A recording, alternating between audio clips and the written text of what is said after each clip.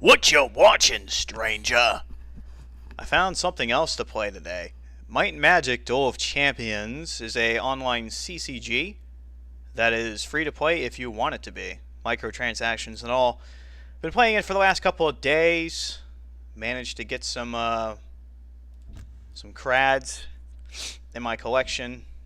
Um, it does have a single player campaign. I've already done all 3 missions. I'm not really sure if there's any other missions aside from this. So I've pretty much been dueling people. I did manage to make my own deck so far. You do get a choice of one of 3 starter decks to go from off the get-go. I went with Infernal. I made a Justice. I don't know what order, I guess, is that faction. I named it Starter. I don't know why. That's not actually my starter deck. I tore that thing apart to throw it together.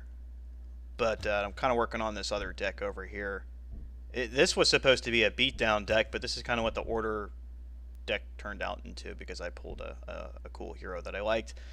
But I guess we should just get right into it. Like I said, it is free to play. You do not have to spend any money if you don't want to. It just kind of takes longer to get stuff. There's about 340 something odd cards.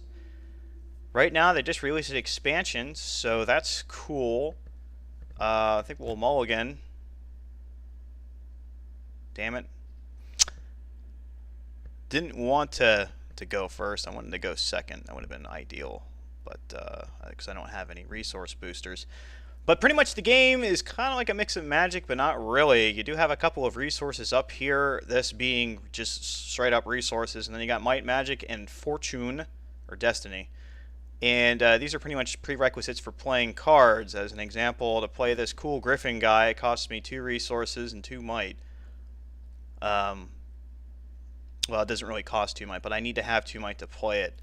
Which I can't really play anything this turn because I got screwed. And everybody gets a hero. Your hero pretty much do different cool things. They have their starting base stats, and this pretty much regulates what faction they can add cards from and what kind of spells they can cast, and cool different abilities and stuff like that, and their life total. So they went out and pulled out this Harpy. Kind of like a card breakdown here. As I said, resource cost, might requirement, and this is their attack power, this is their retaliation power, and this is their life total. Retaliation is how much damage they'll do back to a creature if they get attacked. So I guess we will go ahead and play the Gryphon. Because why not? I do have a campfire, which I want. Every turn you get to increase one of your stats by 1, or you can do other things like spend a resource to draw a card, and then sometimes your hero has a unique trait, as in Siegfried, the Champion of Faith, makes all of my melee creatures gain 1 health, which you would think it would work on this Griffin, but actually he's flying. As in, this is the battle grid. Melee creatures can only go in the front row. Shooters can only go on the back row. Shooters being some guy like this crossbow guy, and he's a shooter. He can attack from the back row. And flyers can go either or. They can go in the back or the front, but they do not count as melee creatures, so they do not get that bonus. Melee creatures can only attack whatever's in front of them, so if there's 2 creatures stacked back to back here, I would only be able to attack the Harpy. Shooters can attack anybody, the front or the back, and flyers can only attack what is in front of them, and he definitely has a decent creature advantage on me right now. We're going to throw this Wolf Marksman down. He's a pretty solid card because he does have 2 attack and 2 retaliation and 4 hit points, which makes him pretty beefy. He's also immune to retaliation, which means he does not get counterattacked even if they can counterattack him back. He also has Retribution, which means when he dies, he does his retaliation damage back to the creature that attacked him. Did this guy get healed? Seems like it. Well, that's interesting. Yeah, I guess we'll attack. He's going to die next turn. Anyways, we need to get my Destiny up. Next turn, I should be able to play this card, which gives me a good bit of resources, so I might be able to drop 2-3 drops next turn, which will be really useful. And then in between the two the sides right here, you see a bunch of O's. Those are where spells go. You can be either targeting or ongoing things, and they will affect the row. Same thing up here, but these affect columns. My buddy over here just played a ongoing effect. Enemy creatures cannot attack. Play only if we haven't played a card this turn, and he cannot play another card as a result. So that pretty much locks down my guys this turn, which is annoying, which means I can't kill this this goblin over here, which annoys me. But let's see, +3 +5. Yeah, that'll put me at 6. So we'll go ahead and play that. 6 resources, and we can drop this guy. See, he gained the +1 hit points. Now he has 6 instead of 5. We'll throw her over here. He can't do anything, which is annoying. I could move him over, to be honest, because he's going to die. That seems like a good idea. You can also move creatures. You can move them to a valid spot, but they can't move and attack in the same turn because that would be OP. And then down here, these last 2 piles right here are events. These are things that you can do, and they change every turn. There's always 2 of them active. For instance, I could spend 3 sources to increase the next creature I summon by 1, and if I had enough resources, I could cast both, and that would be cool. So yeah, she does have a little bit of creature advantage right now, and she has a serious creature advantage. Oh, it draws a card. Little bastard. I probably should have moved this guy down here. Sun Riders have charge, which means they hit everything in the row, which is kind of useful. And this guy over here, you notice his numbers changed a little bit. He has Enrage, which means anytime one of his creatures dies, it gains +1 attack, +1 retaliation, but he loses those counters when he does attack. Let's see. I could play a couple of cards to see if I can get a creature out. That would be cool. I will move him down here because then I can take out both those rows at once. We'll kill that guy. He's immune to retaliation, isn't he? So if I counterattack, if I attack him, he'll counterattack, and then he'll die. So we'll let that sit. We'll try to slop something out, I think. Okay. We'll play this. Costs 3. I can bring a 3-point creature into play, or I could bring a 4-drop in. I might go for the Seraph. Try that. So down to 3 resources. We'll play another Campfire to bring me back up to 4. We'll go ahead and drop the we'll drop her up here. She's kind of cool. She's flying. She's 3/1/5, and she also regenerates 2 health every turn. Interesting, if you're familiar with Magic, your creatures do not they don't regain their health back at the end of every turn. As you can see, this guy's down to 2. He had about 4 health, or 3, sorry, but he's down to 2. So they don't regain those hit points unless they have something like regeneration. So it's kind of interesting. Paying money in this game doesn't really get you ahead. It gets you ahead, but you can't just straight up, you can't buy singles. We'll put it that way. You can't go out and just buy all epic rare cards. You know, money just basically allows you to buy booster packs quicker than everybody else who would just normally get the gold. Gold is what you get through playing the game, and seals is what you get through either leveling up or you buy them. So it just means that you have a quicker income of cards, but it's not guaranteed that you'll get anything super duper awesome. He just summoned a Jaguar Warrior. He has quick attack, which is the same as like haste and magic. He can attack the same turn he came out, which is awesome. And he still has creature advantage, but I'll be able to wipe this column down here, so I'll have 2 open spots to deal with next turn. Which I won't be able to deal with, maybe. Still need some might yet, so we'll see if I can't slop anything out of here. That's good, that gives me 2 creatures. Excellent. So we'll drop him there. And we'll drop him there. He gets the extra hit point for being a melee. Kind of weak 1/1/5, but he has melee guard 2, which means he reduces any melee damage dealt to him and any adjacent creatures. So back here into this guy by 1, or sorry, by 2. So it doesn't really help him out at all because he has a shooter across from him. But basically this guy won't do any damage to him. He'll still take damage from this dude though. Basically he's just kind of a blocker. He just sits there for a while. But probably a mistake there. I forgot that this guy's having rage, so that's cool and all. I need to wait one more turn before I can play these two guys.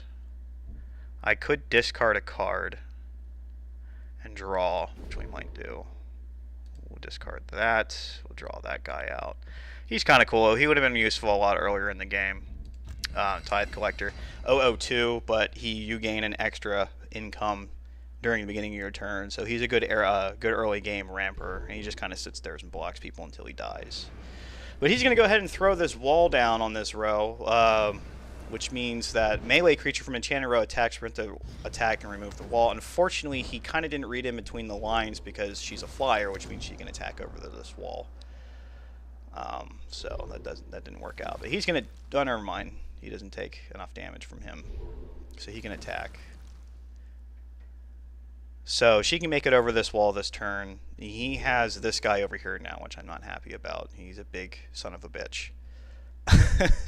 But luckily these two are flyers. I could just evacuate this row. Broken Bridge, evacuate the dance floor. All creatures in target row return to their hands.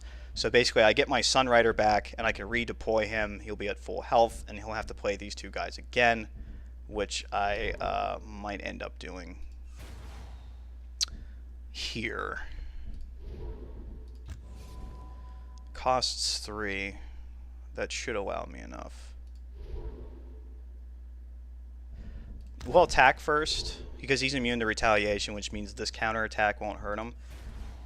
That way that creature dies. And then we'll go ahead and boogie on out. Replay that. And we'll drop her here. Will attack. And that will be it for this turn. I haven't really been using these events. Events are kind of like a late game type thing when you start having more resources to dick around with. I threw a couple of these in my deck because my guy doesn't use spells at all really.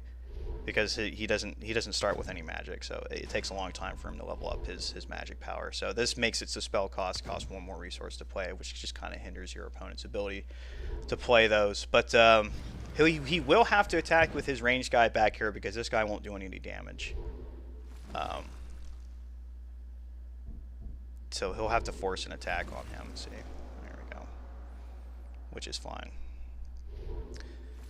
So I didn't take any damage there, which is cool. She also has regenerate 3, so she's just kind of like a tank monster, pretty much. But I'll be able to dump another one of these out this turn. He wasn't able to redeploy that big bastard, thankfully. I will have enough to drop a Tithe Collector too. Ooh, see, this is useful. Reinforcements. I get to choose a target-friendly creature in play. If you have a creature in your card with the same name, I get to deploy it for free. So basically, I pay 3 resources, and since I have a Blazing Glory out, I get to play it for 3 instead of 6. So we will go ahead and do that. And we will drop it over... Go ahead and drop it over, over here. We'll put her in the back row, because we're going to put the charge guy over here, and then we'll drop the Tithe Collector too, because he's awesome. I don't really need to bump up my my stats anymore, so I'm just going to go ahead and draw a card, and then we have a third. So I think I have 3 or 4 of these in here, so that's awesome. So we'll put that in there. Go ahead and attack her, which is great. She'll die next turn, which is fine. I'm just trying to whittle him down. If you can just get him off the board, it's fine. So we'll see how that works. But he could attack, whittle her down, then they'll get in rage 5. She'll die in rage 3. That won't really matter, but I have her sitting in the back row. But we're up to turn 9 now, so now's when the fun stuff starts happening. This is when you start seeing like a bunch of like creatures and spells just shit all over the board. Yes, he redeployed him, of course. But I have a blocker there to kind of keep him out of play for a couple turns. She should be able to... Yeah, I should be able to kill him by then. We'll see.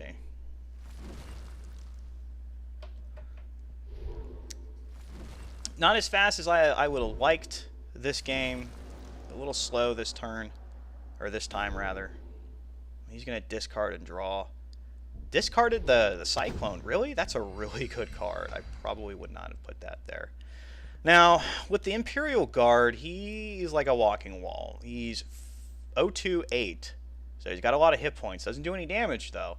But he's immune to retaliation, which you're not really going to be attacking with him anyways. But all damage meant for your hero is dealt to Imperial Guard instead. So essentially, he pretty much blocks all rows for you at the same time as long as he's alive, which is kind of neat. So we'll do that. He can't attack the back row, so I'm not worried about it. He will die. So I will shit him here. And darn. Don't have enough resources to play him. We'll be able to do that next turn, but that's fine. So yeah, he's just going to sit there and block. We can draw a card. Ooh, a Seraph. That'll be useful. We can put her here. I like to start double stacking rows just so I can start putting some damage on him. I want him to start, you know, start doing something, you know? Start doing something or other. This is a nice card. Month of Dancing Flames. Pay 5 resources. Everybody, including your enemies, gets +1/+1. +1/+1 meaning, you know, +1 attack, +1 retaliation. So I'll clear him out this turn. He'll stay. We're looking at 6 damage. She's exposed, but I can drop another one right there if I need to, which will be fine. Not really worried about it. Oh, the enraged Cyclops. Those guys are so very annoying. Now he's ranged, which I find hilarious because he's a Cyclops. I guess he throws something at you. But he does double attack, which means that if he attacks and survives, he attacks again. So it's almost like double strike, sort of. So that's cool. We can bump her up to 4. If I use this, I can bump her up to 4 attack power, which means that he'll die outright. Yeah, we should probably do that. Just so I can clear some guys off the board here.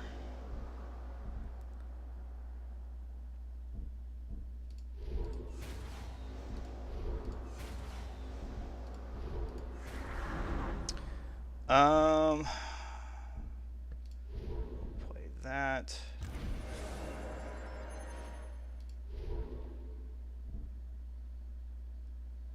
We'll throw him over here. Draw. Good. So if he ever becomes a problem, I can just wipe the board there. I can do 1 damage. He'll retaliate. Screw it. I'll let him sit. 1 more turn. See if I get any creatures to take his place. He's done his job. He sat there and tanked for a couple of turns. That's fine. Yeah, I know. Inadvertently killing all those other creatures kind of pumped up that guy by a shit ton, but I have a blocker there. So, unless he has something really stupid like Town Portal, which like sends 1 creature back to your hand. I've had that done before. That's annoying. So he's going to throw a wall down. It won't block my my flyer, but it will block my Sun Charger. So he's kind of ramping right now. He's trying to, I mean, I've been ramping all game. He's going to throw another blocker out there. He wants to choose another. Yeah. That sucks. Oh well. Oh, he's immune to retaliation. That would have been useful. So I'm gonna pretty much clear this board to get him out of there.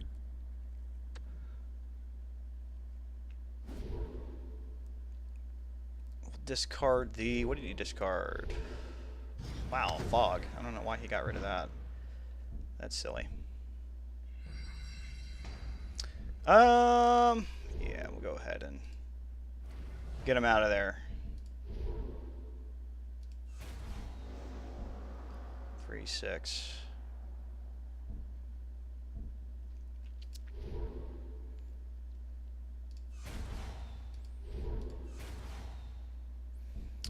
And I could move him, but I think we're just going to throw him here. Or I have to kind of throw this guy here. And we'll do that. And then we'll attack just to clear this wall out of the way. Did I already draw? No. That's good. It's another creature. This guy's annoying. He keeps playing big creatures. It's like, when are you going to run out? That's my question. I was like, when are you going to run out of creatures? I wonder. So there's the Cyclops again. Arena. Going to do 3 damage to me. I'm still ahead on life. I do have more creatures out on the board. He will kill my Celestial, which is fine. Just kind of using him as a body blocker for now until I can clear this damn wall out of the way.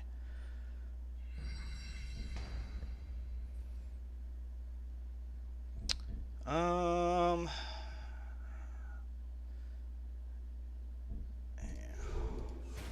of there. Do that.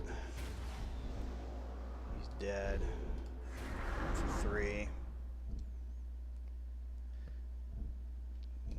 Draw just to see what I have. Yes, that will work great.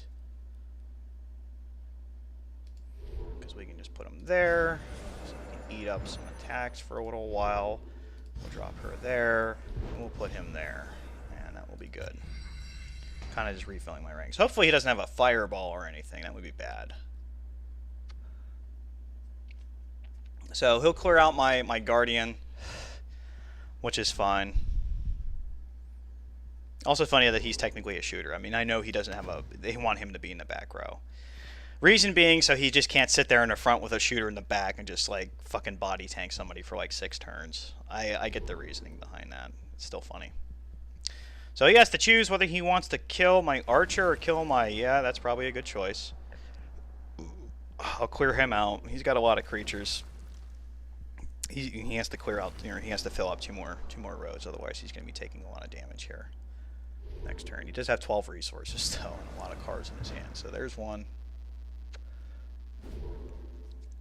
Apparently he's fishing for something there. He's got another tornado. Like, why does he keep throwing those away? I don't understand. What tornadoes does, it's a column effect, which are ridiculous. And not only does that do 1 damage to the entire column, it also keeps that column from attacking that turn. So, yeah, I don't know why he decided to, like, well, let's just... You know, I probably should have attacked him first to take less retaliation damage, but we'll clear that out. He's gone. Down to 4. We'll draw. I need 2 creatures, which I got, so I can block both attacks. And good. So he's got 3 cards and 3 columns to cover, and a couple of draws. Well, actually, he only has 1 draw from his hero. He's down to 4, so I mean he has to cover a lot of bases here relatively quickly to stay alive. It is turn 13. I think this is the longest I've ever had to play this game with this particular deck. But we'll see. He's going to go fishing. Go fish. Now he's going to increase his spell power, which means he has something up his sleeve. Mass regeneration. Not really going to help you there, but okay. Tainted Orc. He's got 2 more cards to play, and I got 4 damage to do. So there's 1 column blocked. I'm not going to be able to kill that. Arena. He's going to draw a card. Got 1 more to go, and he covered 2. So he's going to cover that row. Okay, that's fine. Unfortunately, though, this card's still going to be in play, which means I can bump my archer up by 1 point, so she'll be 4. So he'll die. So we'll go ahead and just play that. 4 damage, done. So, pretty good match, actually. It lasted quite a while. Longer than I expected.